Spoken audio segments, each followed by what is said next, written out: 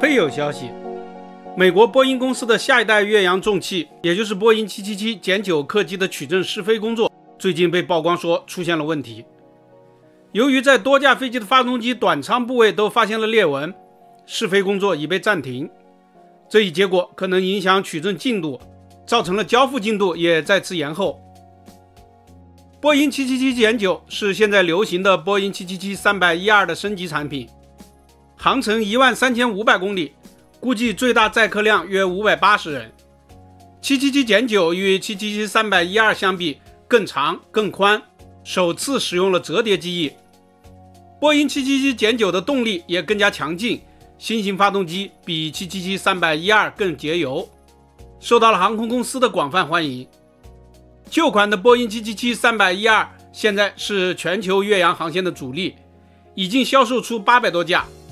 全球几乎所有主要航空公司都拥有波音777-312，每时每刻在天上都有约400架这型飞机在飞行，比空客的 A350 要多得多。多数航空公司也都希望波音777-9能够早些交付，因为每晚一天交付，航司们就多一天损失。但是受波音737 MAX 事故的影响，新一代波音777的取证工作一再延迟。前不久备受期待的777-9取证工作终于开始，如果一切顺利的话，可望于2025年交付。然而现在传出了裂缝的消息，许多评论认为也许要推迟到2026年它才能最终交付使用了。有人认为可能是更强大的发动机导致了裂缝，发动机短舱是机翼下面挂载发动机的架子，承担降落时巨大的冲击力，同时它也要将动力传导至飞机，对结构强度要求极高。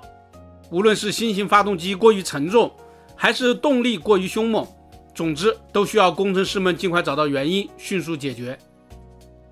波音777-9的竞争对手是空客公司的 A350-1000， 现在 A350-1000 已经明显走在了前面。虽说 A350-1000 最多只能搭载440名乘客，比777-9要少很多，然而它的航程很长，能够飞16000公里，足够从悉尼干到伦敦。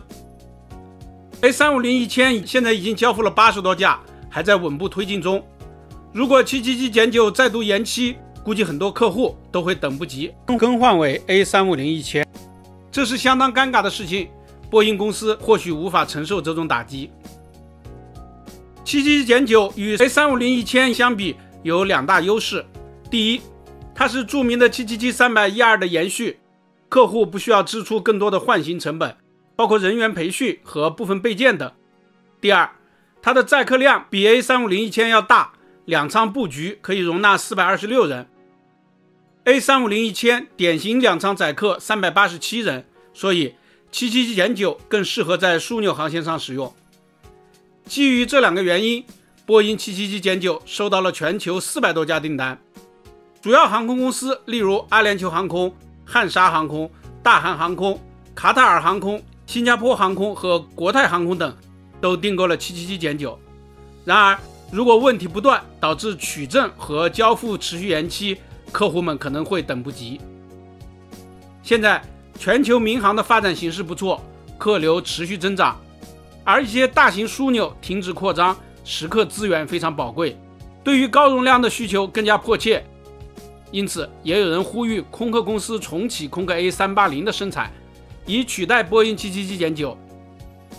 A380 最多可载客860人，比波音777-9要多得多，最适合在特大枢纽之间往返。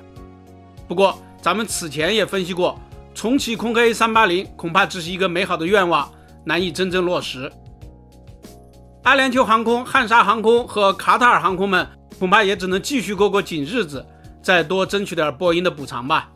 本期咱们就聊到这里，下期见。